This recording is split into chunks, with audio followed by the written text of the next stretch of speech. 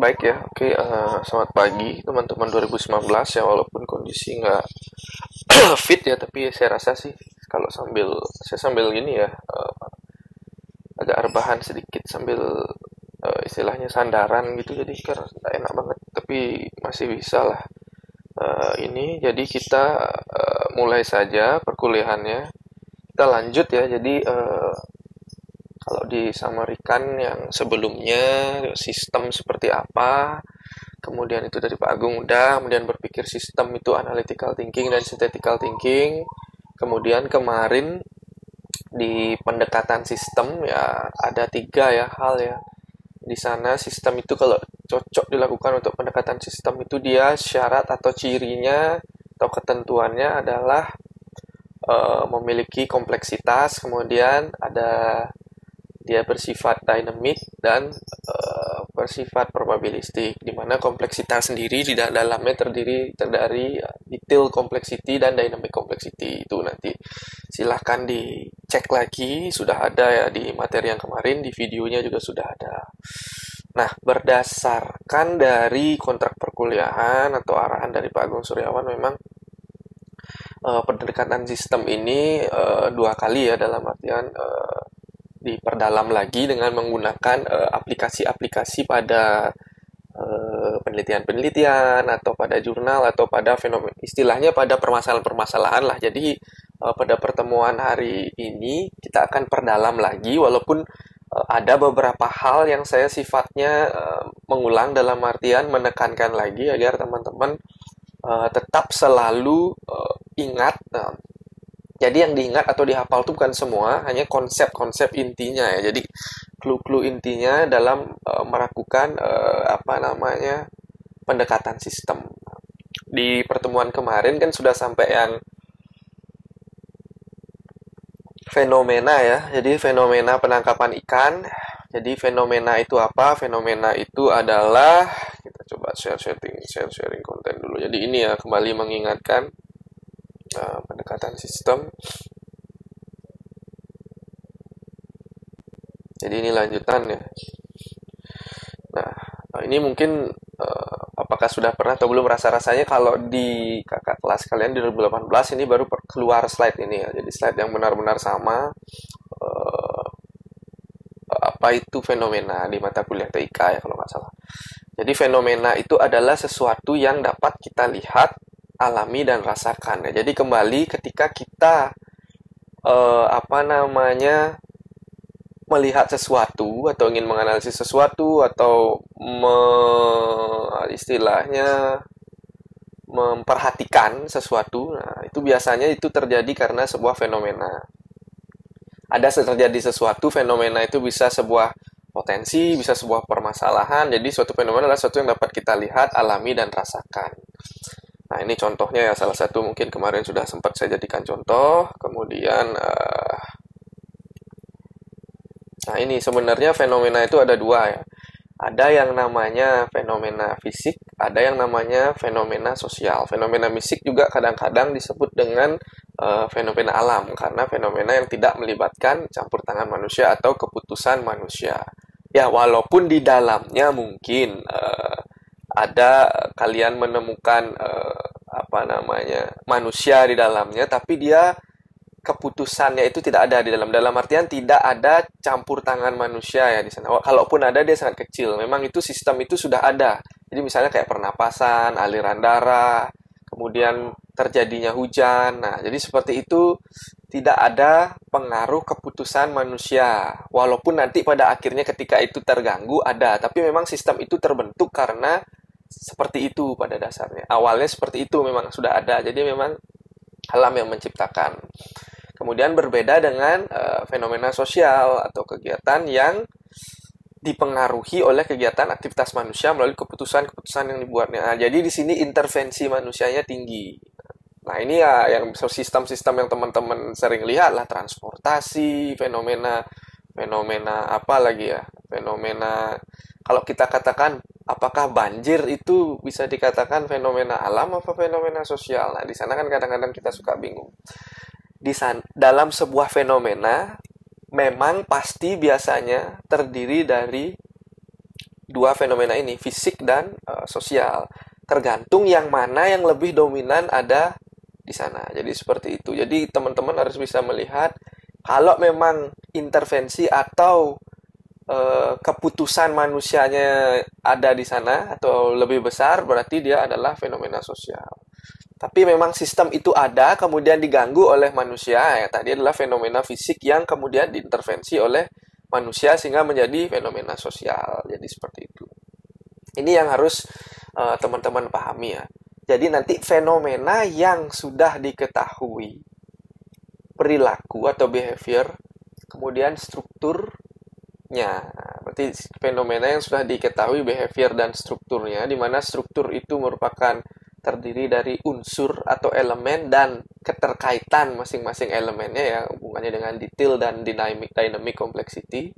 Itulah yang disebut dengan sistem. Nah, jadi kalau teman-teman lihat hubungannya apa Pak? Jadi itu fenomena yang sudah diketahui perilaku dan strukturnya, itulah yang disebut dengan sistem. Jadi seperti itu. Nah ini dia ya, jadi hal yang saya selalu bilang ya. Jadi ini yang harus selalu ditanamkan dalam pendekatan sistem. Selalu ada dua hal ini, ada perilaku, terus kemudian ada struktur. Perilaku ini bisa terjadi dipengaruhi oleh strukturnya, dipengaruhi oleh keterkaitannya dan unsur-unsur pembentuknya. Jadi kalau perilaku kan besaran atau variabel dalam suatu waktu tertentu. Bisa dia dilihat secara kuantitatif maupun kualitatif, tapi yang paling gampang dilihat secara kuantitatif. Nah, jadi ini adalah contoh tadi pertumbuhan ekonomi, dia tadinya naik, kemudian turun, kemudian naik. Nah, ini kalau terus ini kayak begini-begini, ini osilasi namanya, nantilah itu di materi selanjutnya. Nah, kenapa bisa terjadi seperti ini, terjadi perilaku yang seperti ini diakibatkan oleh ini. Inilah yang dia membentuk. Ada elemen A, ada elemen B, ada elemen D, ada elemen C. Jadi, seperti ini hubungannya ya. A mempengaruhi, keterkaitannya seperti ini. Nah, ini namanya keterkaitan antar unsur. Kalau mengingat pertanyaannya Marcel ya, kalau nggak salah ya kemarin ya. Marcel atau saya lupa siapa, jadi atau Tiara Marcel kayaknya. Jadi dia nggak seperti ini hubungannya, bukan yang seperti ini. Nah, bukan begini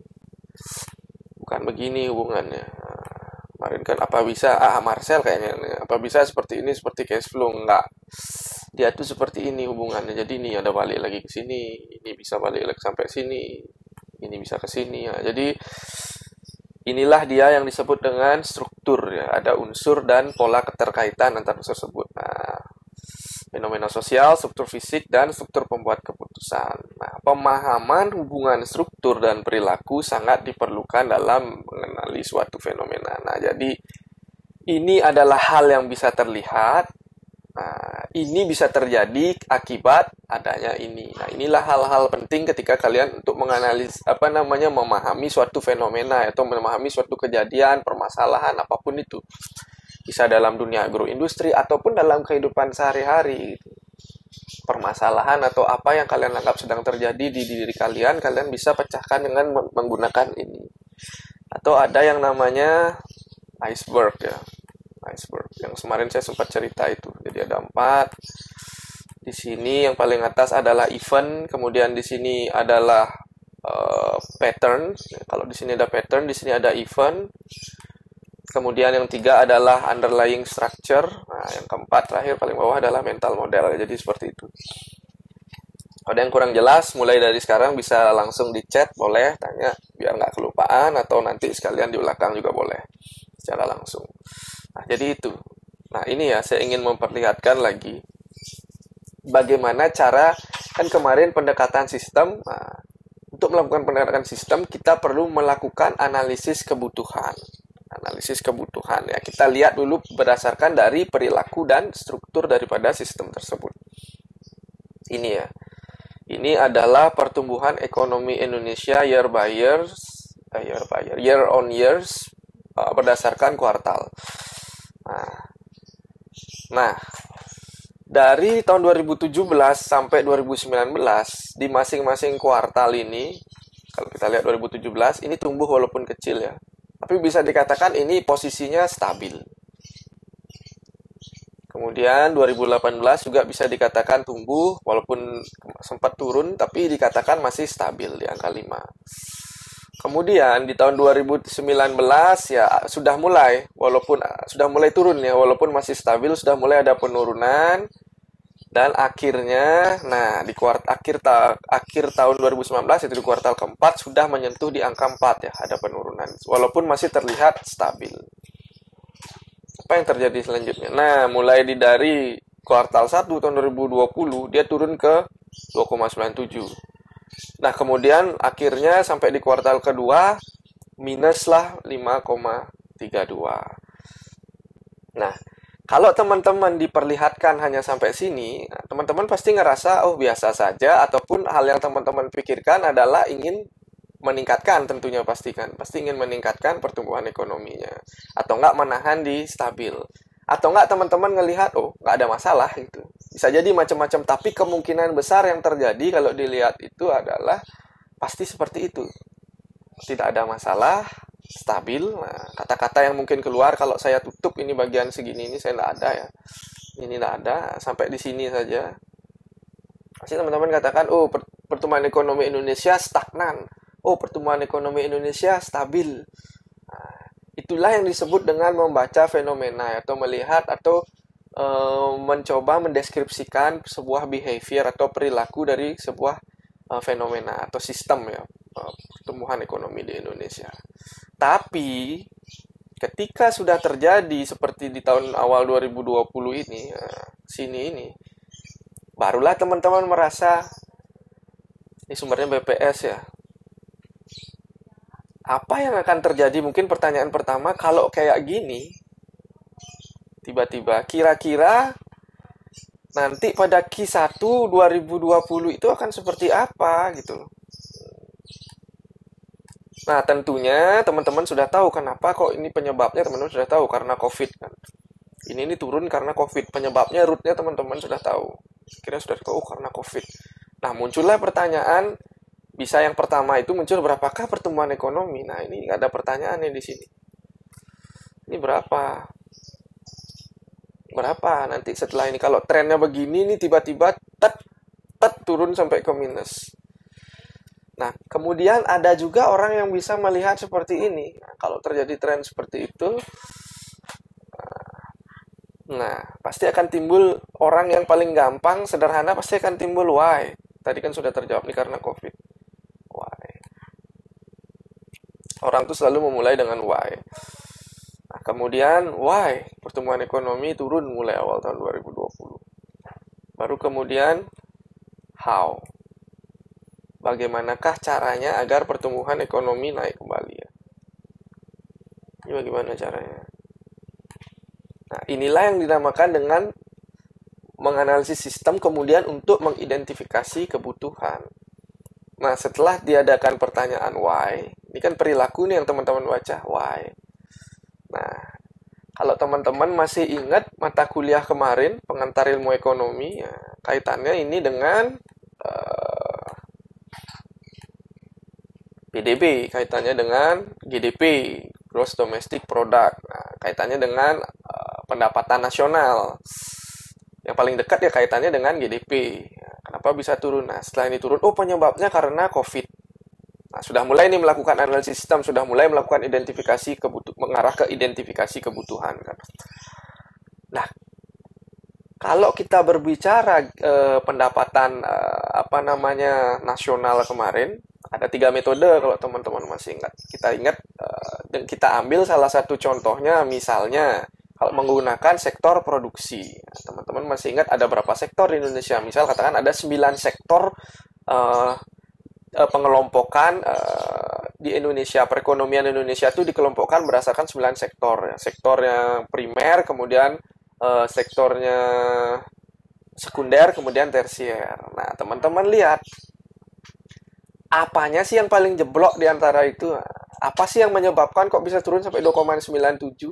Sektor mana itu yang sangat terpukul? Nah, begitu dia menganalisisnya. Bisa seperti itu. Atau teman-teman menggunakan metode pengeluaran, katakan seperti itu. Y sama dengan C plus I plus Y sama dengan C plus I plus G X kurang M. Nah, yang mana yang mendrive ini kok bisa sampai ini, bahkan sampai di tahun 2020 ini seperti ini? Bisa berdasarkan sektor, bisa berdasarkan metode pengeluaran. Sehingga nanti kebutuhan-kebutuhan ketika teman-teman turunkan lagi analisis perdalam, kalian why-kan lagi, why, kenapa kok pertanian? Nah, nanti akan teman-teman dapat strukturnya seperti apa. Ini namanya behavior ya, grafik ini. Kemudian strukturnya nanti akan dapat apa? Oh, sektor ini, sektor ini, sektor ini, sektor ini. Nah, caranya bagaimana? Nah, baru dia pertanyaannya dari lanjutan grafik yang tadi itu, how to make ini naik lagi. Paling nggak dia nggak di ini nggak jeblok begini, nggak turun sampai begini lagi. Paling nggak dia untuk awal dia bisa nahan dulu, terus kemudian bouncing perlahan ya, rebound lagi perlahan. Apa yang harus dilakukan? Nah, jadi seperti itulah yang dinamakan dengan melakukan pendekatan sistem. Jadi dia harus sifatnya kompleks, kemudian dynamic dan probabilistik. Seperti itu. Nah, ini dia penjelasannya. Pertanyaan terhadap fenomena atau perilaku. Inilah yang biasa dilakukan untuk menganalisis sistem dulu. Berapakah nilai angka besaran itu pada suatu titik waktu yang akan datang? Point prediction. Nah, ada prediksi, ada probabilistik di depan. Kemudian, mengapa perubahan besaran seperti itu? Why? Dan dengan cara bagaimanakah mengubahnya? How? Nah, ini behavior prediction. Baru kemudian kaitannya nanti pendekatan sistem approach ya, pendekatan sistem.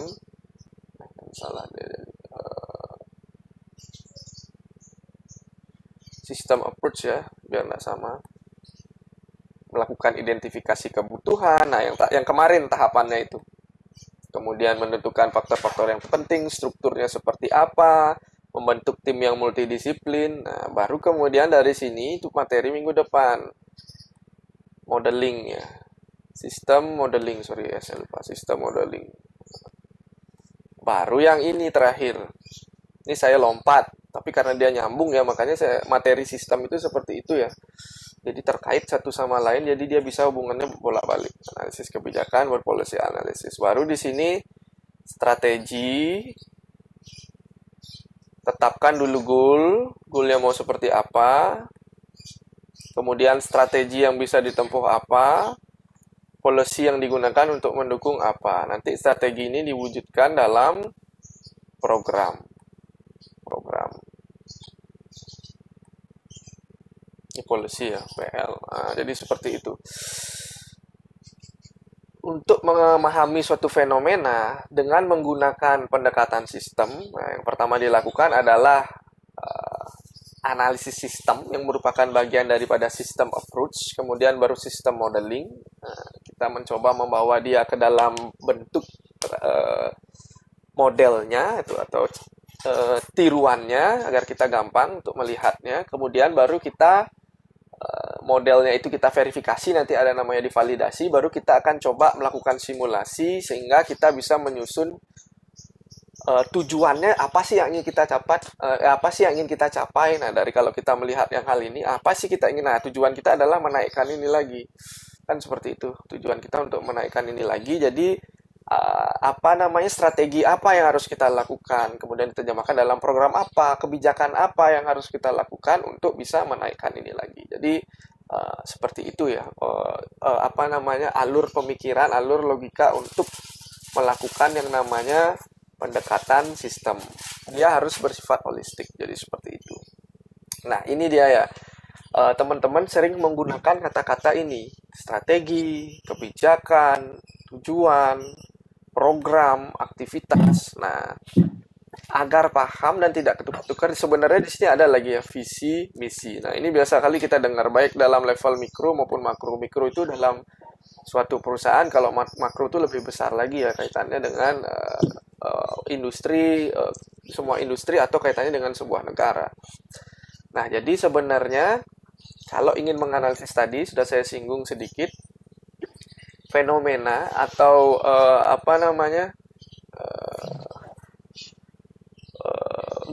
fenomena itu. Nah, setelah kita lakukan analisis, tentunya kita tahu yang namanya current condition atau perilakunya dia saat ini. Kalau kita lihat yang tadi Kalau kita lihat yang tadi ya, nih perilakunya yang tadi ya turun begini kan, ini perilakunya, fenomenanya perilakunya seperti ini. Terjadi decrease kan.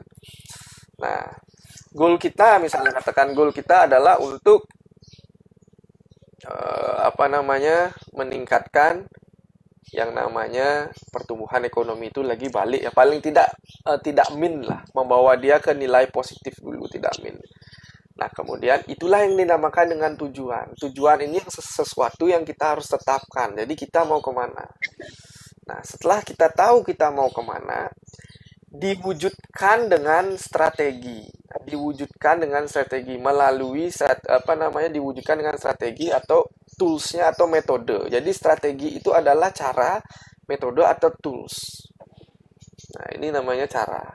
Kemudian baru strategi ini diimplementasikan melalui program. Nah, strategi ini diterjemahkan melalui program. Apa programnya? Untuk bisa mewujudkan strategi ini. Jadi dia diterjemahkan lagi. Nah, program ini kemudian direalisasikan. Atau program itu bisa berjalan, melakukan aktivitas-aktivitas daripada programnya. Misal, contoh kecil ya, kalau di kuliah kemarin saya sampaikan ya, walaupun kalian tidak akan mengalami kuliah yang namanya manajemen pemasaran gitu. Padahal itu penting ya, tapi karena kebutuhan MBKM segala macam, jadi mata kuliah manajemen pemasaran itu meleburlah bahan kajiannya ke mata kuliah lain gitu. Jadi kalau kita berbicara mikro ya, jangan dulu lihat yang sebelah kanan ini, jangan dulu lihat yang kanan ini. Jadi yang saya turun ke bawah ini saja dulu. Misalnya kalau kita berbicara mikro, supaya teman-teman ada ini ya pengetahuan sedikit. Jadi misalnya tujuan perusahaan adalah untuk meningkatkan penjualan, katakan mikro ini di level perusahaan ya, misalnya untuk meningkatkan penjualan. Goalnya kita adalah untuk meningkatkan penjualan. Nah, setelah kita lakukan yang namanya analisis SWOT, nah itu teman-teman mungkin sering mendengar ya strategi SWOT, nanti dapat juga di mata kuliah keputusan ya detailnya. Jadi kekuatan atau strengths, kelemahan weakness, opportunity peluang, threat ancaman. Setelah kalian melakukan analisis ini, si perusahaannya yang ingin meningkatkan penjualannya, tujuannya memperolehlah posisi perusahaannya pada posisi SW atau menggunakan kekuatan untuk menggunakan kekuatan untuk menangkap peluang. Jadi strategi yang dilakukan adalah agresif karena perusahaan posisinya kuat, katakanlah seperti itu. Sehingga kalau strategi agresif nanti mungkin ini di analisis keputusan ya akan dapat detailnya. Saya kasih summary-nya saja. Strategi yang bisa diterapkan adalah strategi agresif atau strategi intensif.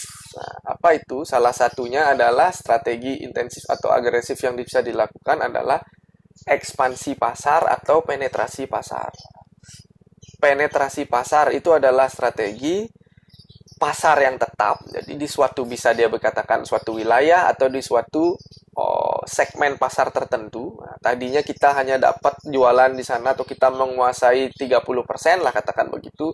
Kita ingin dia naik menjadi 50%. Jadi di tempat yang sama kita ingin meningkatkan penjualan. Itu yang namanya penetrasi pasar.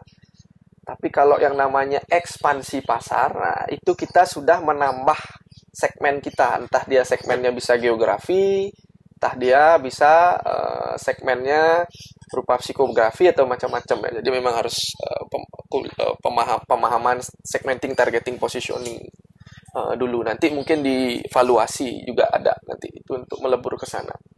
Nah, jadi itu strategi yang dilakukan, bisa ekspansi pasar atau penetrasi pasar. Nah, kalau program yang bisa dilakukan, nah kalau programnya itu adalah kegiatan-kegiatannya itu seperti apa? Misalnya kalau kita ekspansi pasar gitu katakan. Di sebuah segmen tertentu kita adakan promo, kita datang langsung ke tempat itu. Nah, jadi seperti itulah yang dinamakan dengan ekspansi. Kalau penetrasi. Kalau ekspansi ya kita misalnya contohnya memperluas wilayah jual gitu di tempat yang belum kita pernah ada produk kita taruh produk kita. Nah, itu programnya adalah misalnya menyasar toko-toko, warung-warung, ataupun retail-retail yang tadinya kita hanya main misalnya di Kota Denpasar, sekarang kita programnya adalah membangun cabang atau menyasar retail-retail yang ada di seluruh Bali gitu di luar Denpasar. Mungkin seperti itu. Itu namanya ekspansi. Kemudian direalisasikannya dengan aktivitas ya, kalian lakukan kegiatan-kegiatan itu tadi, apa tahapan-tahapannya, itu yang dinamakan dengan aktivitas. Itu di level mikro ya, supaya teman-teman paham dulu, baru kita naikkan sekarang ke level makro. Ke level makro itu apa ya, kembali lagi ke sini, ini levelnya makro. Nah, sekarang tujuan kita adalah menaikkan atau paling tidak mengembalikan ya posisi dari pertumbuhan ekonomi itu agar tidak minus, agar bisa jadi tumbuh, katakanlah lagi positif lagi gitu. Nah, diwujudkannya strateginya dengan apa? Strateginya mungkin dengan melakukan, kalau yang Indonesia lakukan ya responnya, Indonesia melakukan restrukturisasi APBN. Jadi yang sudah disusun di awal atau di akhir tahun, misalnya katakanlah di akhir tahun 2020, Indonesia sudah, ini COVID ini terjadi di tahun berapa ya? Oh, 19 berarti. Yang sudah disusun di akhir tahun 19 itu, di pertengahan tahun 2020, pada saat mau masuk ke APBN perubahan, jadi kan 2 kali ya penganggaran itu, yang pertama di akhir tahun, kemudian di pertengahan tahun, misalnya ini bikinnya untuk tahun 2020, di akhir tahun 2019 bikin untuk di 2020, dia tuh mau posnya untuk apa, pendapatannya seperti apa, belanjanya bagaimana. Nah, ketika sudah masuk ke tahun 2020 kan berjalan ini di kuartal pertama, tapi biasanya sih di triwulan ya, triwulan pertama, triwulan kedua. Nah, biasanya nanti di pertengahan tahun itu akan dicek anggaran-anggaran mana aja yang sudah berjalan sesuai rencana, mana yang belum. Itu biasa agak dirubah-rubah sedikit posnya. Nah, itulah namanya anggaran perubahan untuk dijalankan di sisa tahunnya. Nah, jadi seperti itulah ininya, ilustrasinya. Jadi ketika Indonesia melakukan restrukturisasi APBN, dirubahlah pos-pos yang tadinya untuk suatu tertentu itu diarahkan untuk penanganan ini, untuk melakukan stimulus ke arah pertumbuhan ekonomi. Caranya bisa dengan apa? Nah, programnya ini ada banyak. Programnya yang teman-teman mungkin lihat ada yang bantuan langsung tunai, kemudian stimulus untuk pengusaha, penyertaan modal untuk BUMN, kemudian bantuan Alkes di awal-awal. Nah, itulah yang dinamakan dengan program. Aktivitasnya adalah kegiatan-kegiatan penyalurannya seperti apa. Mungkin mengadakan, kalau yang di sini kita lihat aktivitas yang dilakukan adalah bagaimana teknis penyalurannya, mekanismenya dari pusat, anggaran itu mungkin dari kementerian, terus alurnya seperti apa, masuk ke dinas atau apalah langsung dana itu dikelola dari pusat kemudian masuk ke pemerintah daerah. Nah, jadi seperti itu yang dinamakan dengan aktivitas untuk merealisasikan program-program yang tadi. Nah, itulah yang di sisi kiri. Nah, kemudian ada yang namanya kebijakan. Yang sebelah kiri ini kan strategi ya, kata fokusnya. Apa itu yang namanya kebijakan? Kebijakan itu adalah menciptakan kondisi dan iklim yang mendukung perwujudan dan pelaksanaan. Nah, jadi kebijakan itu adalah sebuah diungkapkan atau biasanya bentuknya dalam statement, instrumen, atau measure, policy ya. Jadi policy ini kebijakan, bisa statement, instrumen. Nah, wujudnya ini apa? Itulah yang dinamakan dengan undang-undang atau aturan atau statement yang memudahkan agar iklim ini, apa yang sudah kita siapkan, strategi tadi, restrukturisasi APBN beserta dengan program-programnya ini, dapat dilakukan atau terrealisasi dengan baik. Nah, kalau dalam COVID ini, katakan dalam fenomena COVID ini, kalau tidak salah, Presiden mengeluarkan Perpres nomor 64 ya, kalau nggak salah ya, saya lupa nomornya. Tahun 2020 kayaknya kalau nggak salah, tentang percepatan penanganan COVID, ya, gugus tugas itu, percepatan penanganan. Nah, baru kemudian diikuti dengan dalam restrukturisasi misalnya keuangan, perbankan, OJK juga mengeluarkan peraturan kan untuk relaksasi atau restrukturisasi pinjaman atau kredit. Nah, jadi seperti itu. Untuk mendukung strateginya, jadi kita restrukturisasi APBN, kemudian kita rubah pos-pos itu.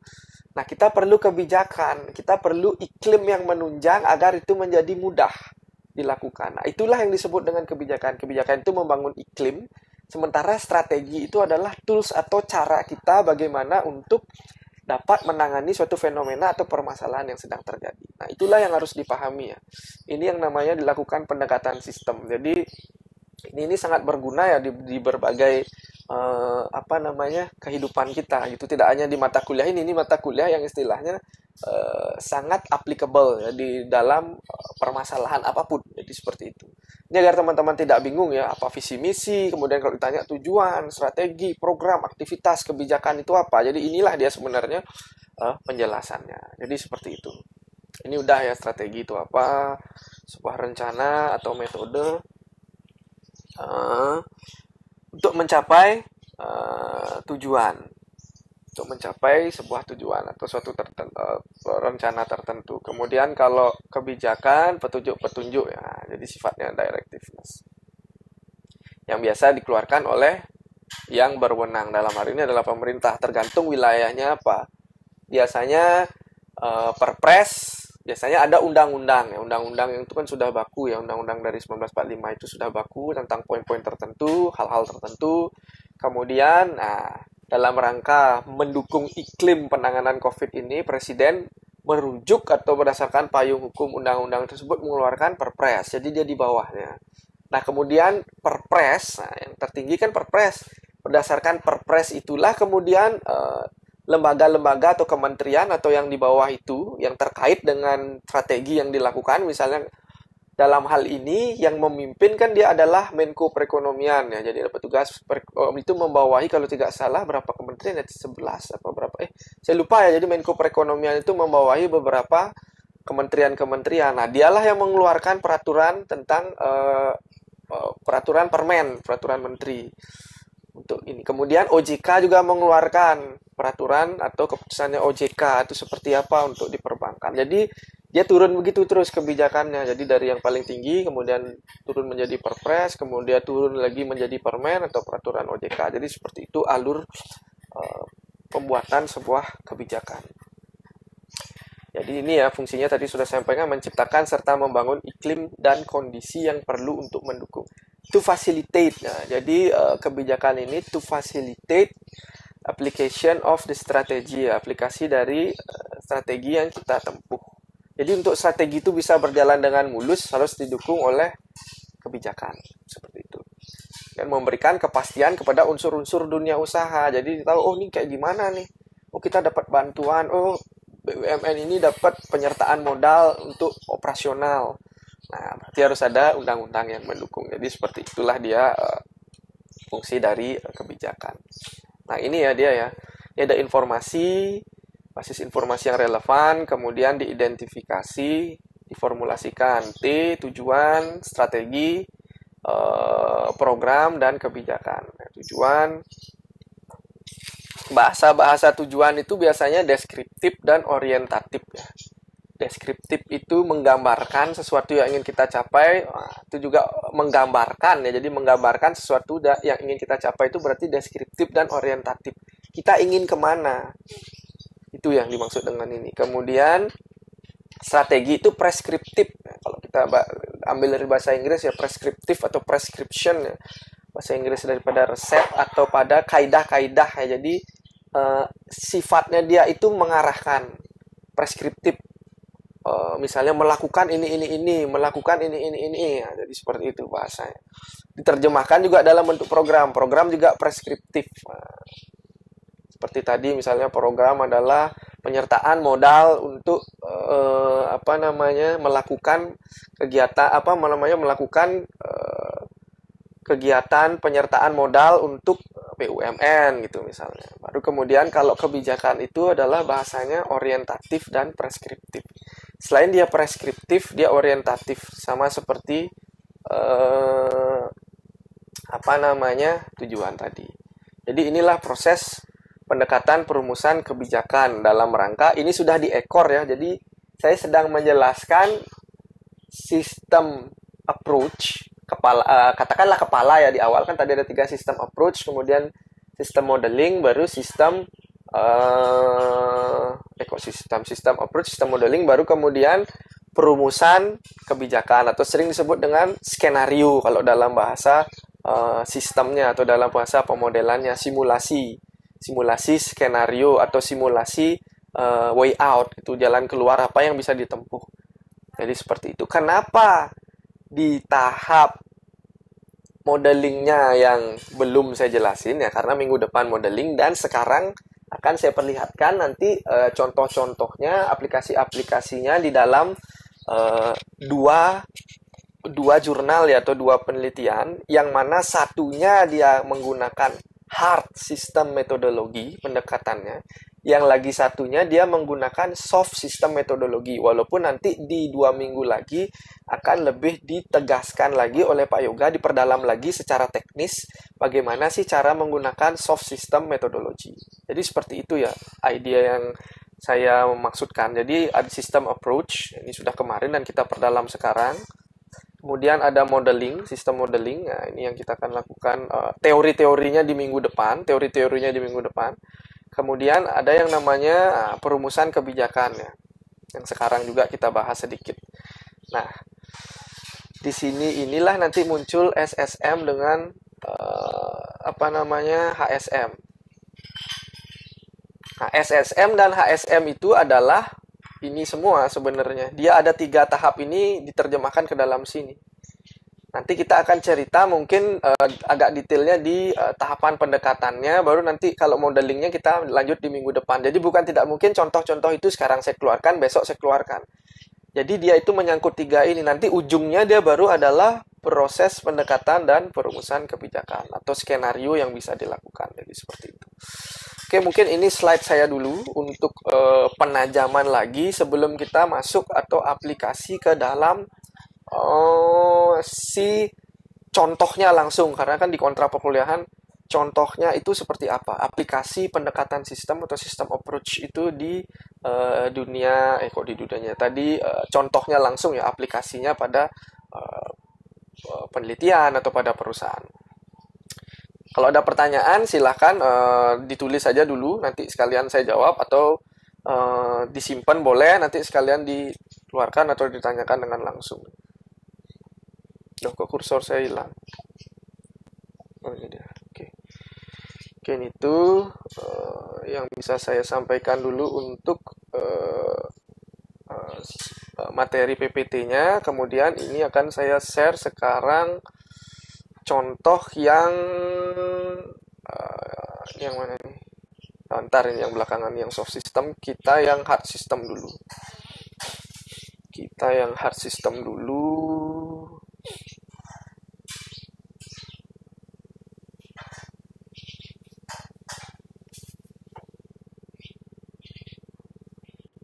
Kok nggak ada dia? Ketutupan nih sama. Nah, ini dia.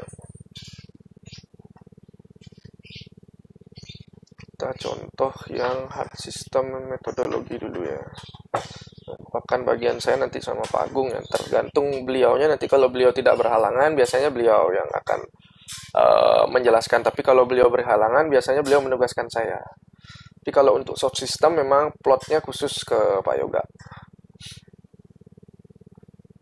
Oke ya, jadi ini yang saya contohkan adalah tidak jauh-jauh ya. Ini merupakan skripsi daripada salah satu kakak kelas kalian, walaupun prodinya adalah TPB. Kenapa saya pakai TPB? Karena ini yang paling baru. Bukannya di TIP nggak ada. Di TIP ada 4 skripsi yang menggunakan hard system metodologi. Lebih tepatnya adalah sistem dynamic ya. Sama juga ini ke Yudi ini yang dari TPB angkatan 2016 juga menggunakan sistem dynamic ya.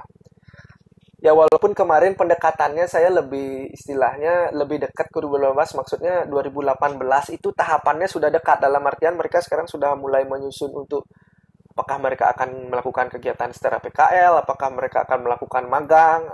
Arah-arah mereka sudah menuju ke tugas akhir, ke skripsi.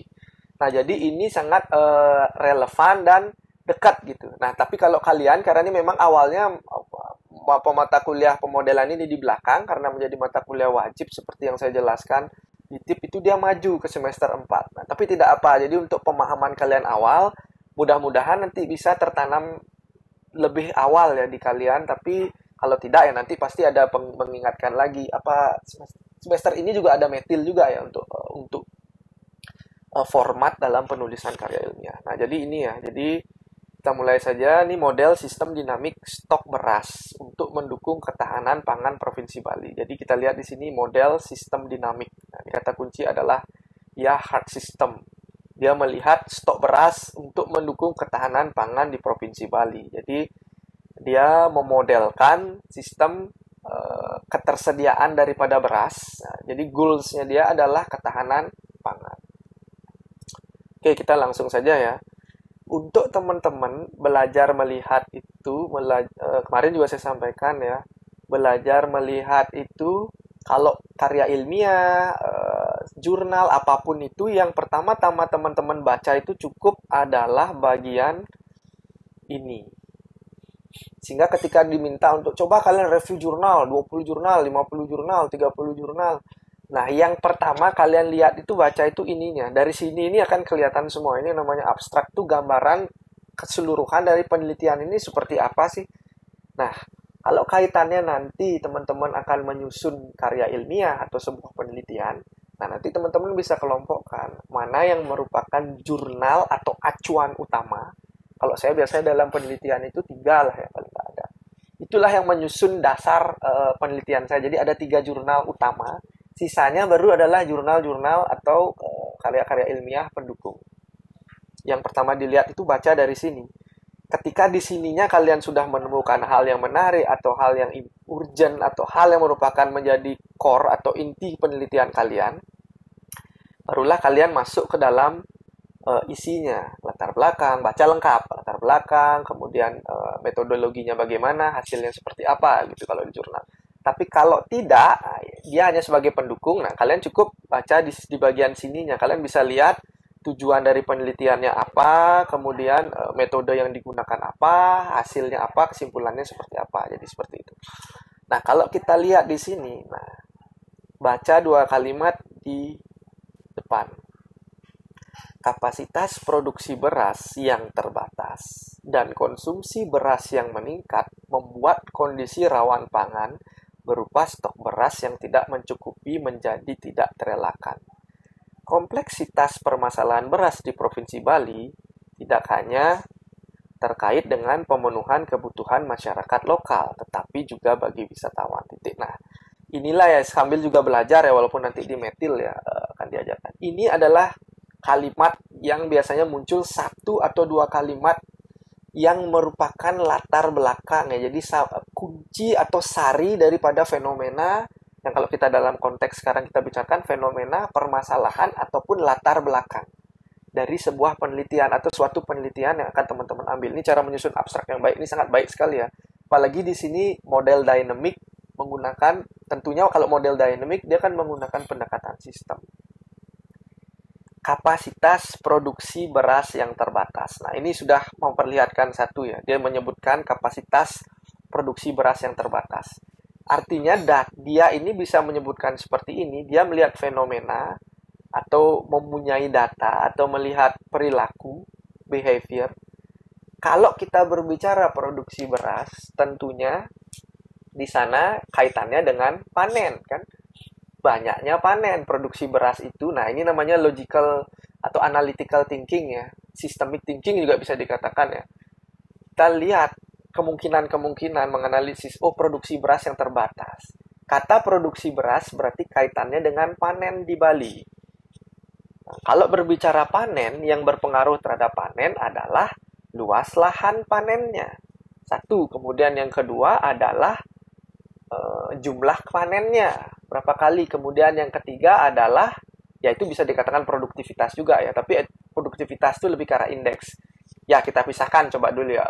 Yang pertama adalah berapa luas lahannya, kemudian berapa kali penanamannya, panennya, berapa kali, kemudian bagaimana, tadi pertama luas, kemudian jumlah panen, yang terakhir adalah indeks produktivitasnya seperti apa. Produktivitas itu adalah, bisa katakan dalam 1 hektar lahan padi sawah itu bisa menghasilkan berapa ton beras. Nah, sekarang kan berapa hektar yang dimiliki, terus satu hektarnya bisa menghasilkan berapa, jumlah panennya berapa. Jadi begitu cara berpikir kita. Nah, berarti si Yudi ini sudah tahu dia punya data itu. Kemungkinan di 3 hal inilah yang terjadi permasalahan. Entah lahannya semakin sedikit, atau produktivitas panennya menurun, bisa diakibatkan oleh hama, bisa diakibatkan oleh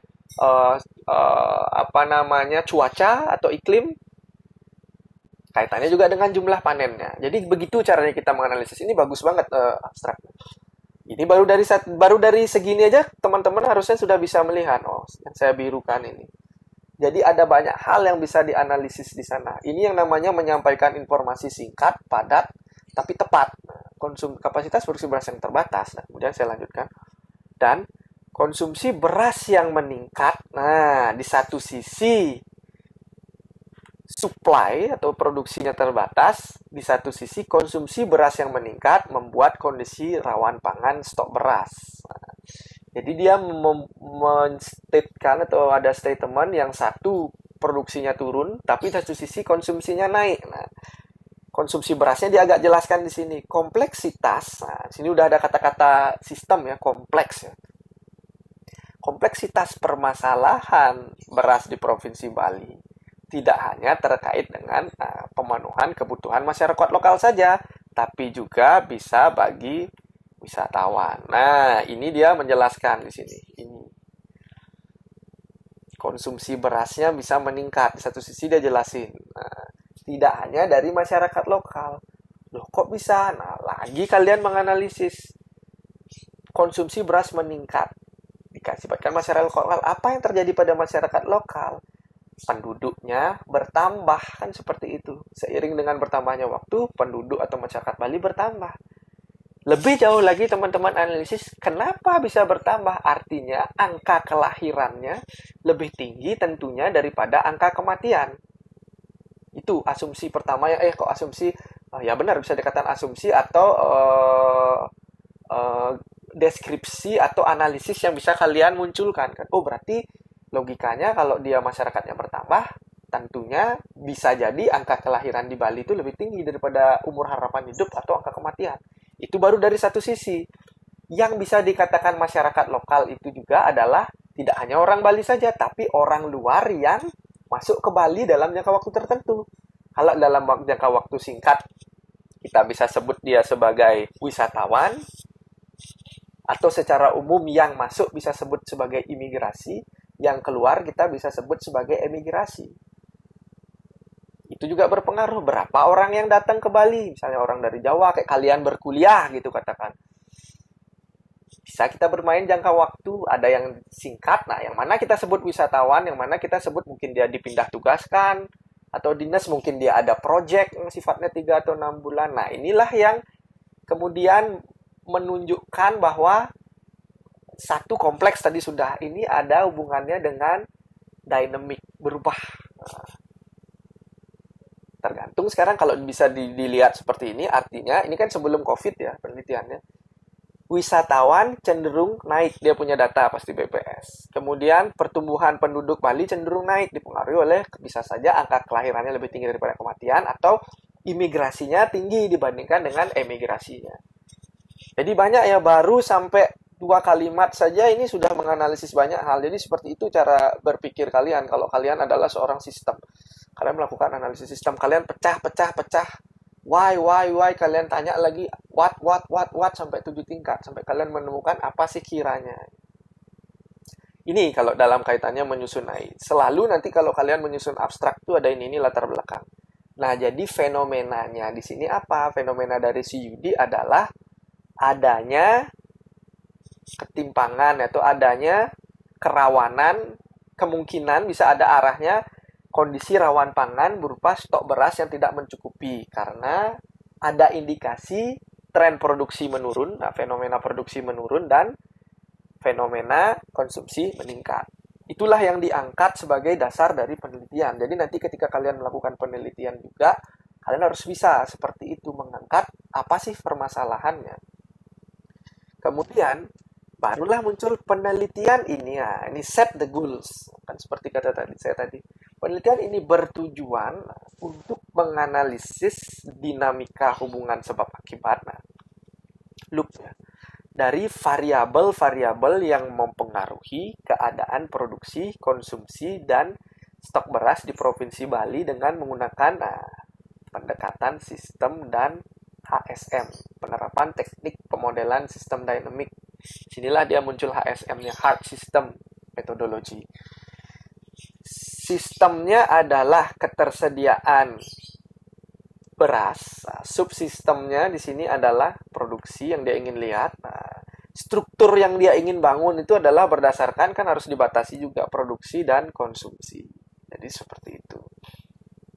Sehingga dalam penelitian ini dibuat causal loop diagram CLD ya, seperti yang sudah di pertemuan kemarin, dari subsistem. Ini dia subsistem produksi, subsistem produksi konsumsi, dan dia munculkan lagi satu subsistem cadangan beras pemerintah yang melibatkan 24 variabel untuk menghasilkan output model berupa proyeksi stok beras di Provinsi Bali. Dibatasi oleh dia periode 2021-2030. Jadi seperti ini. 24 variabel inilah dia batasi yang disebut, apakah banyak-banyak 24 variabel inilah yang namanya detail complexity. Nah, nanti hubungan di dalam 24 variabel ini seperti apa? Kalau dia rumit, kita nanti lihat CLD-nya, itulah yang disebut dengan dynamic complexity. Perubahan dari ini adalah dynamic sistemnya, bukan ini kaitannya dengan perubahan ya, tidak statik. Kemudian proyeksi stok beras ini adalah probability. Seperti apa? Nah, nanti baru kemudian ini di pemodelan ya, validasi hasil simulasi, ini nanti saja saya munculkan lagi. Supaya nggak panjang ya. Kalau kemarin di 2018 nih saya jelaskan panjang, jadi waktunya lama sekali saya menjelaskan. Jadi supaya nggak di sini saya cut, mungkin minggu depan dia akan muncul lagi. Nah, nanti baru ada yang namanya skenario. Untuk menyusun kebijakan tadi kaitannya berdasarkan kondisi existing. Nah, jadi kita tidak melakukan apa-apa. Dari struktur yang kita bentuk, kita diamin aja. Otomatis behaviornya pasti akan mengikuti behavior yang sama seperti sekarang. Hasilnya, strukturnya tidak kita ganggu, behaviornya tidak kita strukturnya tidak kita ganggu, sehingga behaviornya ya sesuai dengan seperti sebelum-sebelumnya. Itu yang dinamakan dengan kondisi existing. Tapi tidak hanya melakukan proyeksi saja. Proyeksi itu kan kita ngecek berdasarkan existing polanya seperti apa sih. Yang kita lihat, pada tahun 2030 apa yang terjadi. Nah, kemudian ketika ada, kita melakukan intervensi atau kita melakukan gangguan terhadap si sistemnya itu tadi. Yang dilakukan oleh Yudi itu adalah skenario. Kalau skenario 0 tuh hasilnya menurun ya, berasnya dari 2018 dengan laju penurunan sebesar ini, 19% per tahun. Akan terjadi defisit stok beras mulai tahun 2026. Jadi di 2026 sampai 2030 akan minus defisit stok beras. Nah, kondisi tersebut dapat teratasi apabila pemerintah Provinsi Bali melaksanakan kebijakan yang efektif dengan pilihan kebijakan peningkatan produktivitas padi. Ini yang diganggu. Dengan target minimal. Nah, nanti ada angkanya ini. Sebelumnya pasti ada berapa produktivitasnya, inilah yang dia ingin capai. Ini dia sebut dengan skenario optimis. Skenario 1 optimis. Dan atau peningkatan intensitas tanam, bisa dan itu berarti dia lakukan bersama-sama. Kalau atau dia lakukan salah satu dengan intensitas tanam dengan target minimal. Jadi selain produktivitas padi ternyata yang efektif, intensitas tanam juga dengan target minimal 2 kali. Jadi 2,006. Nah, inilah dia skenario optimis. Nanti ada yang namanya skenario moderat ya. Jadi kalau optimis itu biasanya angka yang paling maksimal yang bisa dicapai. Kalau moderat itu yang realistis. Berapa sih paling nggak yang bisa kita capai? Tapi meningkat dari yang sebelumnya. Jadi ini ya, jadi dengan membaca ini kalian tahu penelitiannya ini tentang ini. Jadi kalian bisa menyimpulkan go ahead atau ini just pendukung aja, ansor aja, modelnya yang mendukung saja. Jelita mungkin lagi ada Oke, itu ya. Jadi kita lihat, coba masuk sekarang ke dalamnya untuk lebih memahami. Ada ininya nggak sih dia? Ada, oh nggak ada ya, dokumen. Kita masuk saja. Nah, jadi ini ya rumusan masalahnya. Bagaimanakah kondisi ketahanan pangannya dari aspek produksi, konsumsi, dan stok beras untuk tahun 2021 sampai 2030? Apa saja alternatif skenario? Nah, kaitan dengan kebijakan, strategi yang bisa direkomendasikan untuk menjamin ketersediaan stok beras di Provinsi Bali. Strategi apa yang bisa ditempuh? Oke. Nanti silahkan teman-teman baca, nanti saya bisa berikan ya ini ya. Asal digunakan dengan baik, nanti kalau dipakai, kalau menggunakan jangan di copy paste full, tapi dilakukanlah edit sedikit kalimatnya ya, parafrase ya. Nah, disinilah metodenya dia. Ini nanti tahapannya pemodelan ya sebenarnya. Ini HSM yang dia lakukan ya. Ini tahapan untuk melakukan HSM. Nanti detailnya di Pak Gung, sistem dinamik. Jadi ini secara umum saja. Nah, inilah dia yang kita bicarakan kemarin. Black box atau diagram input-output stok berasnya dia. Input lingkungannya dia adalah kebijakan pemerintah dan kondisi sosial budaya di Bali seperti apa yang menjadi batas. Kemudian, nah, input yang mempengaruhi sistem tapi tidak bisa dikendalikan atau tidak masuk di manajemen pengendalian ini adalah jumlah konsumsi beras dan pertumbuhan penduduk. Dia batasi di sini. Kalau teman-teman yang lain juga mungkin berpikir, kok dia cuma produksi konsumsi, Pak? Kok dia nggak ada harga subsistemnya? Nah, dia batasi. Itulah yang saya maksud. Yang mana yang ingin teman-teman lakukan? Seberapa teman-teman ingin melakukan? Kemudian kalau misalnya input terkendalinya, nah inilah yang dia akan treatment atau ganggu, atau dia intervensi. Tadi kan sudah muncul di abstrak peningkatan produktivitas padi, penurunan laju alih fungsi lahan, sama peningkatan intensitas tanam. Kebetulan yang bagus tadi yang 1 dan 3. Sehingga output yang dikehendakinya adalah stok berasnya bisa surplus dan terjadi stok yang stabil, tidak naik turun. Jadi seperti itu, stabilisasi stok beras. Kemudian yang tidak dikehendaki outputnya adalah kerawanan pangan tadi dan permasalahan sosial yang disebabkan oleh kerawanan pangan. Nah, ini dia terjemahan black box-nya dari permasalahan yang tadi. Nah, setelah black box, nah inilah dia CLD-nya.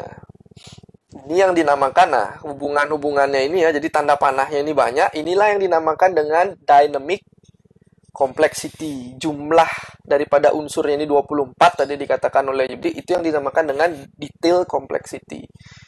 Nah, di sini ada kata B ya. Nanti mungkin lagi akan diperjelas ya, ini di Pak Agung. Balancing sebenarnya sudah saya singgung ya. Loop-nya balancing atau menyeimbangkan. Loop-nya ini tumbuh, growth atau reinforce, saling menguatkan. Plus-plus itu akan muncul reinforce. Nah, inilah dia hubungannya. Sistem dynamic setelah dibentuk CLD dan black box, kalau di hard system metodologi, dia akan berubah dalam bentuk stock flow diagram atau SFD. Sehingga ini dari yang sifatnya kualitatif, dia akan dirubah menjadi kuantitatif. Nah, ini dia gambarnya. Ini subsistemnya. Nah, ini dia kenapa dikatakan modelnya adalah bersifat matematik dan statistik.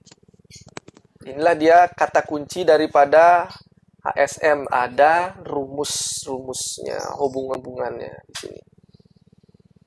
Untuk bisa dirubah menjadi model matematik seperti ini, CLD, nah ini tahap pemodelan ya, sebenarnya saya singgung aja dulu dikit. CLD ini harus dirubah ke dalam SFD. Dalam SFD. Nah, tunggu dulu saya coba. SFD. Saya coba stop sini.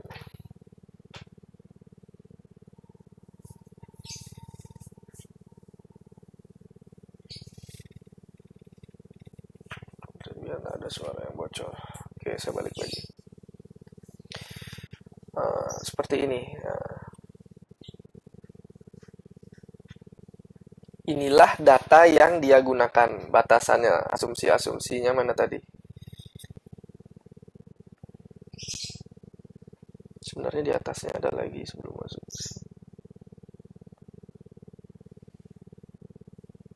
Ada ya? Oh, udah di bawah. Bener dah yang tadi itu.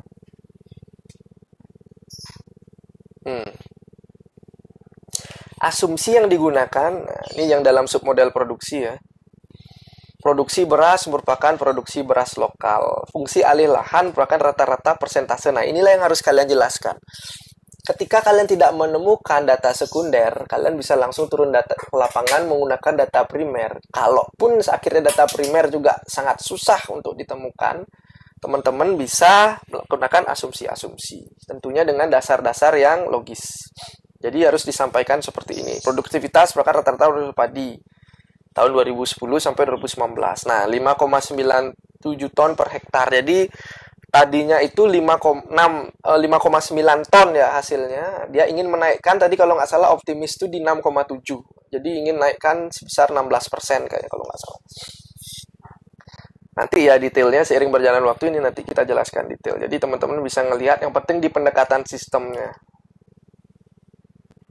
Nah, jadi seperti ini ya dirubah. Nanti kalau ada waktu, ini kan ada praktikum sebenarnya ya 21. Nah, untuk softwarenya nanti mudah-mudahan kalau di kuliah bisa langsung boleh. Atau nanti cari waktu kita paling banyak 5 kali ya. Tapi biasanya kalau susah waktunya ya 4 kali cukup lah. Supaya kalian paham menggunakan softwarenya. Alat bantu untuk membuat seperti ini. Membuat di hard system ini membuat CLD, membuat SFD itu seperti apa dan melakukan simulasi. Nah, jadi seperti ini ya. Lakukan validasi. Validasi itu apa? Validasi itu adalah model tersebut bisa mewakili sistem di dunia nyatanya. Itu dicek daripada selisihnya. Jadi ada beda nanti menggunakan perhitungan statistik. Nah, makanya kenapa HSM itu adalah statistik dan matematik. Jadi dia seperti itu. Nantilah itu detailnya seperti apa. Sehingga kita coba langsung lihat ke hasilnya. Mana dia hasilnya? Nah, ini skenarionya dia ya. Kebijakan yang mungkin ditempuh.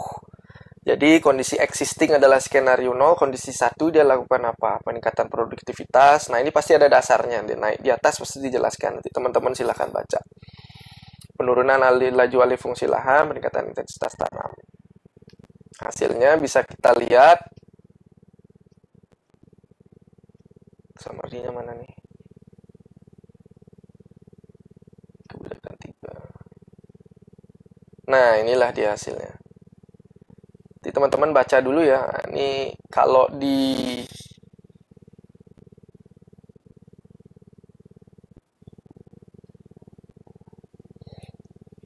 skenario existing ya. Nah, ini stok beras ya. Ini yang paling kanan kan stok beras nih. Di tahun 2026 dia defisit. Kalau kita tidak melakukan apa-apa, kita biarkan saja. Terus kemudian kalau skenario 1 moderat dan optimis. Nah, di moderat ada minus di 2028. Tapi kalau kita ditaruh di optimis, tidak ada stok berasnya aman ya. Sampai 2030 aman. Kalau di skenario 2, baik yang moderat maupun yang optimis 2026 sama kayak skenario existing ya, tidak melakukan apapun, jadi menghasilkan defisit. Kemudian kalau di nomor 3,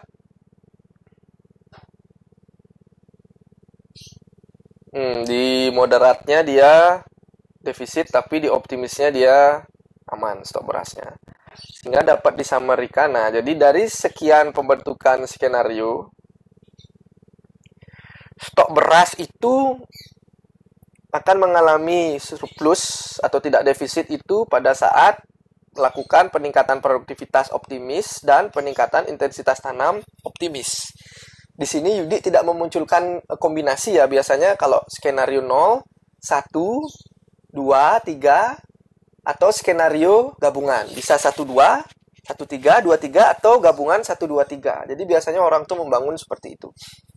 Tapi karena di sini dibatasi, ya untuk skripsi tidak masalah ya. Tapi kalau untuk analisis memang benar-benar untuk kebutuhan di dunia nyata, ini bisa sih sudah diterapkan, tapi kan karena kaitannya dengan administrasi, kelulusan, waktu, dan segala macam, jadi dibatasi. Jadi seperti itu. Ini bisa dilanjutkan lagi sebenarnya penelitiannya. Oke, jadi seperti itu ya. Kalau hard system itu gambaran kasarnya sudah saya sampaikan. Nanti kan akan dijelaskan detail per detail, mulai masuk dari pemodelan, sistem dynamic itu apa, bagaimana caranya, nanti di pertemuan-pertemuan selanjutnya. Jadi ini pendekatan sistem bila dilakukan secara hard system metodologi. Dia pasti ada black box, dia pasti ada CLD, dan dia pasti ada SFD, dan dia ciri-cirinya adalah statistik dan matematik. Sekarang saya coba waktu lagi untuk yang soft. Kalau kemarin saya pakai disertasinya Bu Anom ya, dan penelitian saya yang terkait minyak goreng. Sekarang karena itu datanya belum publish, jadi ini nanti agar bisa terpublish, saya pakai yang jurnal saja, jurnal TQM ya dari India ini. Jadi judulnya, belum saya sharing ya, kayak kemarin lagi nih gue. Belum saya...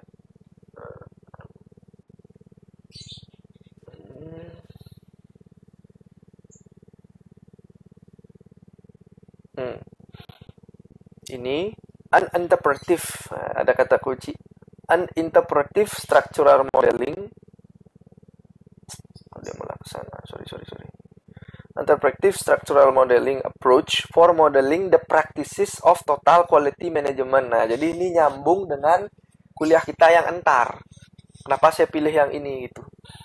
Jadi sebuah pendekatan menggunakan soft system yang mana metodenya adalah ISM, Interpretive Structural Modeling, untuk memodelkan TQM ya, memodelkan praktek TQM di sektor jasa, service sektor di sini muncul.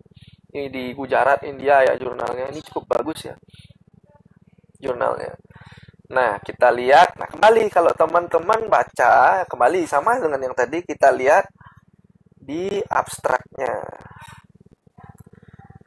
Service sector is one of the fastest growing sectors in the world and is facing immense pressures to improve their quality of products and services to compete and achieve a leading position in the global market. Kalimat pertama, kemudian kalimat the issues related to quality therefore need to be addressed for better understanding the relationship among the quality practices which could enhance the organization's performance. Nah, ini dia dua kata kuncinya ya untuk permasalahan atau fenomena yang dia hadapi. Jadi dimunculkan di sini adalah sektor jasa itu sektor yang cepat tumbuh di zaman dan mengalami tekanan dan harus selalu bisa mengimprove kualitas. Jadi kalau berbicara jasa itu bisa jasa saja atau ada jasa yang di dalamnya juga ada produknya. Misalnya kayak restoran bisa dikatakan dia produk dan jasa, dia bisa dua. Nah, untuk dia kaitannya untuk compete ya, bisa berkompetisi dan mencapai posisi puncak dalam global market. Lagi diperdalam atau ditegaskan sama dia di issues. Nah, apa sih isusnya itu berkaitan dengan ini kualitas. Dia munculkan kualitasnya sudah masuk ke kata kuncinya. Harus bisa need to be addressed for better understanding hubungannya itu. Nah, jadi itu bisa dilihat itu apabila penerapannya itu sudah tepat antara hubungan antara pemahamannya dengan organisasi performance-nya dengan kualitasnya seperti apa. Jadi harus bisa dikaitkan. Sehingga the purpose of the research study is model the key total quality management practices relationship by understanding the dynamic between them that will help service organization to implement TQM successfully. Nah, di sini ada kata dynamic lagi. Jadi tujuannya dia ingin melihat faktor-faktor kunci. Kalau kita kemarin belajar TQM ya, apa sih faktor-faktor kunci yang ada di dalam TQM? Hubungannya bagaimana? Satu sama lain, relationship daripada dynamic relationship ya di sini disebutkan by understanding the dynamic between. Nah, jadi relationship by the sesuai model the key quality management practices relationship by itu dah dia melihat hubungan antara apa sih elemen-elemen penting daripada TQM. Dia kan mengadopsi TQM, kemudian mengaplikasi TQM. Nah, ada faktor-faktor penting atau elemen-elemen penting. Nah, di sini dia berbicara unsur-unsurnya daripada elemen itu serta keterkaitannya itu bagaimana. Sehingga dia sukses menerapkan TQM dalam rangka goalnya dia adalah ini atau meningkatkan kualitasnya dia. The present paper utilize menggunakan ISM. Dia berarti fokus terhadap manusia dan aktivitas-aktivitasnya. Itu selalu diingat. Kata kunci dari HSM adalah matematik dan statistik. Kata kunci daripada SSM adalah human and their activity. The present paper utilize among to understand mutual relationship the TQM practice and presents a hierarchy-based model of the practices. HSM goalnya adalah dia model dynamic berupa stock flow diagram atau model matematik. Sementara kalau SSM goalnya dia adalah model struktural. Kepentingan antara satu unsur ke unsur yang lainnya, mana yang menjadi driver power atau mana yang lebih berpengaruh terhadap yang lain. Jadi seperti itu goalnya.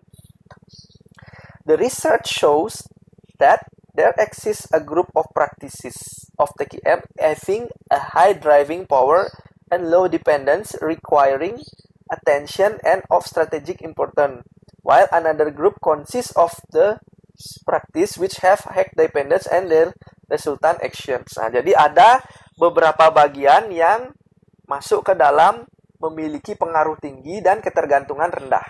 Di lain sisi ada yang masuk ke ketergantungannya tinggi dan memiliki driver power yang dependent dan praktis. Berarti yang satu memiliki driver power tinggi, yang satu memiliki ketergantungan tinggi. Ada dua kelompok. Dan juga exist a group having ternyata ada grup yang punya driver power tinggi, ada grup yang punya dependence tinggi, ada yang punya dua-duanya tinggi. Linkage namanya. Nanti ya kita lihat yang namanya linkage. DX, kan dia langsung disebutkan di sini. DX as linkage and influence some of practice and TQM. The paper ends with a discussion and implication for research as well as practice. Implication for research, implikasinya seperti apa untuk penelitian dan untuk di dunia praktis. Jadi ini kurang terlalu detail ya abstraknya. Jadi kita coba masuk ke dalamnya. Apa sih yang dia munculkan di sini? SSM. Nah, ini dia. Identification of TQM practices in service sector. Nah, kan kemarin sudah kita sempat belajar ya di TQM top management commitment. Ada komitmen di sini. Ini muncul sebagai salah satu key atau elemen. Nah, ini tidak akan jauh-jauh ya, customer focus. Ini adalah literaturnya dia. Nah, kemudian muncul 213 tadi 212 berarti kan ya benar. 213 training and education. Training and education ya. Training and education. Kemudian continuous improvement and innovation. Supplier management. Kemudian employee involvement. Apalagi? Ada 7, information and analysis. Ini strukturnya ya. Dia pasti punya behavior sebelumnya. Si perusahaan itu pasti melihat ada sesuatu fenomena. Dia mengangkat external condition, kemudian dia ingin melihat transformasinya bagaimana di internal organization-nya dia.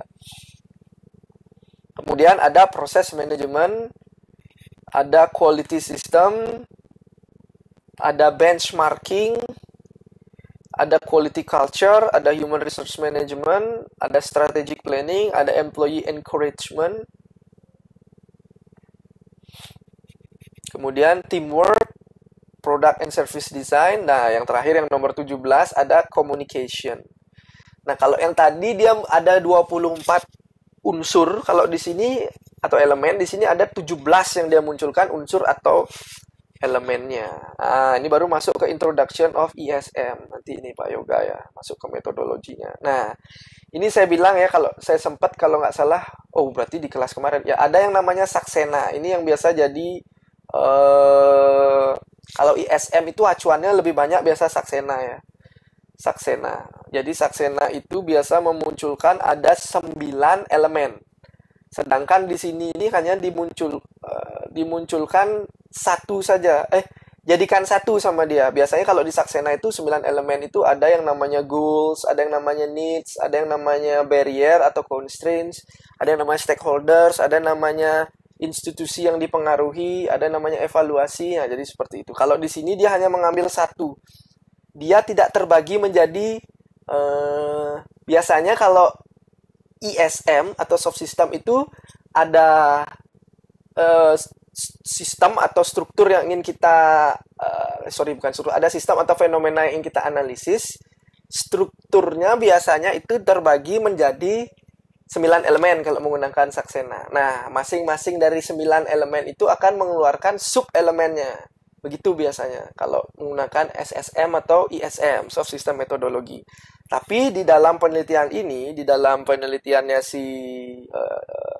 TKM ini, dia hanya memunculkan satu saja. Adalah elemen TKM praktisis saja. Dengan subnya itu ada tadi 17. Jadi seperti itu. Ini dia kan, 17 ini saja. Nah, biasanya kalau yang saksena itu dia 9, tapi ada sub-elemennya. Kalau di sini udah langsung. Elemennya hanya TKM praktis. Jadi dia hanya mengeluarkan satu, kemudian dia munculkan subnya. Karena ini sifatnya penelitian mikro ya di dalam sebuah perusahaan. Nanti tahapannya apa? Ini dia. Menyusun SSIM, menyusun RM, terus menyusun strukturnya seperti apa, kemudian diagram dan melakukan analisis micmac. Nantilah itu Pak Yoga. Ini pendekatannya saja ya. Kemudian, nah ini teknisnya nanti ada faksu ya. Nanti faksu biarkan Pak Yoga yang menjelaskan hubungannya. Kita lihat langsung ke hasilnya saja. Nanti bisa kalian tanyakan ya ke Pak Yoga. Nah, inilah dia hasilnya. Dia bentuknya seperti ini. Ini yang namanya model strukturalnya. Jadi, yang paling bawah ini adalah biasanya yang memiliki driver power paling besar. Inilah yang harus dilakukan duluan. Ini poin yang paling penting karena ini akan mempengaruhi hal yang paling atas. Yang paling atas ini adalah yang memiliki dependence atau ketergantungan tinggi daripada yang lain. Atau dengan kata lain, yang lain harus dicapai dulu. Yang lain harus bisa dicapai dulu. Baru kemudian ini bisa dicapai. Nah, kalau yang tengah-tengah ini adalah biasa perannya sebagai linkage atau penghubung. Nah, kalau di sini top management komitmen yang pertama. Jadi, untuk bisa sukses menerapkan TKM berdasarkan pendekatan ISM, bisa dilakukan dengan ini yang pertama. Top komitmen baru melakukan komunikasi, strategic planning, information and analysis, quality culture, dan supplier management itu ada di level yang sama. Baru kemudian teamwork, baru kemudian training, education, dan lain-lain, human resource management, process management, quality system, production, baru dia bisa customer focus. Kalau ini sudah terselesaikan semua, baru ini bisa. Ini dia perbedaannya ya. Ini kan namanya manusia dan aktivitasnya. Ini aktivitas kan, manusia dan aktivitas. Ini dilihat hierarkinya, kepentingannya. ISM itu seperti ini. Baru kemudian masuk ke micmac analysis atau diagram. Nah, inilah yang tadi. Yang mana yang merupakan dependence. Nah, di sini ada driver power 1, 17. Tidak hanya satu ternyata teman-teman. 1, 17, 7, 11, 13, 5, 15. Itu yang menjadi driver power. Kita lihat lagi naik. Nah, sampai sini ini driver power 1, 2, 3, 4, 5, 6, 7, 8 sampai nomor 15 ya. Dari sampai sini ini level 4 nya berarti. Level 4, sorry ya, level itu bisa berapa? Level terbawah lah katakan. atau driver power. Jadi inilah yang sangat berpengaruh: teamwork, strategic planning, information and analysis, quality culture, supplier management, communication, and top management commitment. Itu ada di sebagai driver power. Kalau autonomous, nah ini memiliki driver power rendah, dependence rendah. Jadi tidak ngaruh sebenarnya dia itu. Sama sekali nggak ada hubungannya justru. Nggak ada kebetulan. Bagus lah kalau nggak ada. Nah, kemudian ada yang dependence. Dependence ini adalah 14, 12, 9, 8, 16, 4, 10, 2. Banyak. Sebanyak driver. Kalau kita linkage-nya 3 dan 6. Oh, linkage-nya yang dikit. Penghubungnya 3 dan 6. Nah, ini. 3, 6 ini jadi penghubung. 14 berarti masuk dependence ya. Ya, 14. Nah, jadi dia ada di dekat-dekat ya. Dia bisa linkage, bisa dependence. Sangat nempel nih posisinya. Artinya apa? Sekian faktor ini adalah penentu, sampai teamwork ini adalah yang menentukan yang lain, di mana jembatannya melakukan training dan education dan employee involvement. Jadi cocok ya, masuk ya logikanya ya. Jadi training dan education dengan involve, dengan melibatkan karyawannya, dengan melakukan training dan melakukan edukasi, yang mana tapi sebelumnya harus ada teamwork, harus ada strategic planning, harus ada information dan analisis, quality culture-nya sudah terbangun, supplier management ada, communication, dan tentunya yang paling bawah, yang paling utama adalah top management commitment. Kalau itu sudah dihubungkan dengan dua yang ini, maka ini bisa dicapai. Employee encouragement. Jadi encourage itu memberikan keberanian ya, memberikan encourage, dorongan ya, atau meyakinkan ya, ada ke encouragement daripada employee-nya, sehingga human research management bisa dilakukan dengan baik, quality system, proses manajemen, melakukan desain, benchmarking, melakukan continuous improvement dan innovation, akhirnya baru bisa ke fokus kepada konsumen. Jadi customer focus itu bisa dicapai apabila ini sudah tercapai di bawahnya. Oke, jadi seperti itu. Nanti detailnya biar dijelaskan dengan Pak Yoga step by step daripada ISM-nya. Jadi summary yang bisa saya sampaikan di sini adalah yaitu pendekatan sistem itu selalu kompleks, dynamic complexity and detail complexity, kemudian dynamic terhadap waktu, kemudian ada probabilistic. Perbedaan antara soft system dan hard system terletak pada hard system, dia menggunakan black box, input outputnya jelas, ada CLD dan SFD. Hasilnya dia adalah model matematik dan statistik, yang muncul adalah skenario. Itu HSM. Kalau dia SSM, fokusnya dia adalah human and their activity, manusia, soft system. Hasil yang dikeluarkan adalah model struktural atau hierarki atau diagram. Nah, jadi tingkat kepentingan atau siapa yang apa yang harus dilakukan ya, kepentingan siapa yang mendahului siapa, apa yang mendahului apa. Jadi itulah dia perbedaannya. Kalau ditanya mana Pak yang lebih penting, kedua-duanya penting. Kedua-duanya ini harus dilakukan untuk bisa menganalisis, tapi tergantung juga permasalahan yang dihadapi apa. Kalau misalnya kayak kemarin minyak goreng bekas, itu sifatnya makro dan luas, dia dua, hard system dan soft system. Tapi kalau misalnya kayak mengatasi perusahaan saja, kita tidak lihat permasalahannya di sana, tidak memunculkan seperti kuantifikasi seperti permasalahan Yudi tadi, ada penurunan produksi, peningkatan konsumsi, seperti itu sifatnya, kita lebih ke ISM gunakannya. Jadi ke manusia, hubungan manusia dan aktivitasnya. Jadi seperti itu ya summary dari pendekatan sistem. Mudah-mudahan teman-teman bisa dapat, karena ini mata kuliahnya memang biasanya di belakang ya. Jadi ada saya kait-kaitkan biasa dengan kayak tadi, saya kaitkan ke pemasaran, tapi karena teman-teman belum dia maju ya, mudah-mudahan pemahamannya dapat ya, paling tidak secara logikanya. Nanti minggu depan kita masuk ke tengah-tengah, sistem approach, sistem modeling, baru ke perumusan skenario atau kebijakannya. Jadi seperti itu. Oke, kurang lebih itu yang bisa saya sampaikan. Sudah jam 10. Supaya kita dapat istirahat ya, saya perlu istirahat. Jadi sebenarnya sudah agak-agak saya semangat, cuma berkata ininya agak-agak terlalu fit lah istilahnya. Jadi saya perlu jeda dulu, nanti kita mulai sesuai dengan jamnya. Kalau yang nanti kelas A mau sit in juga nggak masalah, untuk tambah-tambah ilmu nggak masalah. Jadi kelas B nanti kan separuh dari teman-teman ini ya, yang untuk pengendalian mutu, sistem dan pengendalian mutu. Oke, kalau ada pertanyaan dipersilahkan, kalau tidak kita bisa istirahat. Silakan. Jocelyn juga bantu, ini 61, kayaknya 62 ada jumlahnya. Bapak, Ya, 64 deh malah. ada dua orang yang izin tadi. Oh ya udah, nanti siapa yang izin? Saya catat.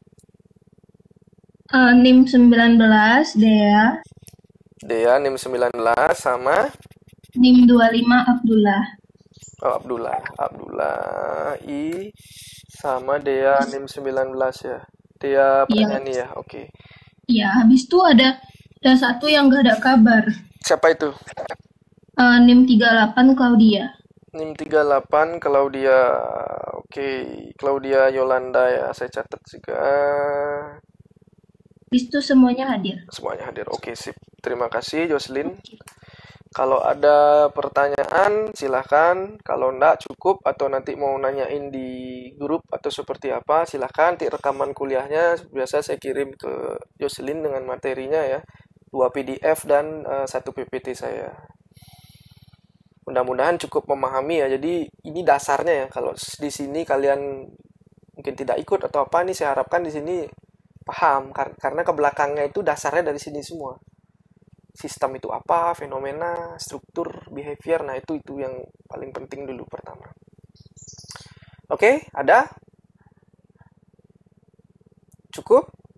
Kalau cukup, tolong disampaikan, sudah Pak kiranya belum? Atau misalnya kalau ada silakan biar saya tahu. Kalau sudah biar bisa saya akhiri pertemuannya. Jadi kita jeda dulu istirahat 10.20 untuk yang ngambil sistem dan manajemen sistem dan pengendalian mutu bisa nanti. Ini saya biarin ya roomnya kebuka tapi recordingnya saya matiin atau saya keluar dulu deh, nanti saya masuk lagi mungkin sekitar 10.15 atau 10.20 deh saya masuk lagi. Jadi mungkin kita mulainya 10.25 lah nanti sambil nunggu-nunggu. Mungkin kalian ada yang belum sarapan atau apa, saya juga sambil ini ya karena kondisi nggak fit jadi harus ada yang dimakan. Dari Josel kayaknya sudah cukup. Oke, kalau memang tidak ada, dari Satrio Aji Andito juga cukup, Aditya juga cukup, Ivan Wahyudiontoro ya. Jadi Airlangga juga ya. Terima kasih ya. Saya akhiri kuliah pemodelan dan simulasi sistem. Kita ketemu lagi di jam yang sama minggu depan pemodelan. Sebelum di minggu depannya lagi akan, dan Anda juga cukup Pak, di minggu depannya lagi kita berganti ya. Saya akan di switch sama Pak Yoga untuk SSM selama 3 kali pertemuan. Setelah itu saya tidak tahu apakah saya atau Pak Agung. Tergantung nanti Jose dikontak aja Pak Agungnya dulu. Nanti biasanya kalau Pak Agung berhalangan akan mengarahkan untuk ke saya. Oke, kalau tidak ada, selamat beristirahat dulu untuk yang kuliah sistem pengendalian mutu. Ntar kita ketemu lagi ya 10.20. Terima kasih. Terima kasih Pak.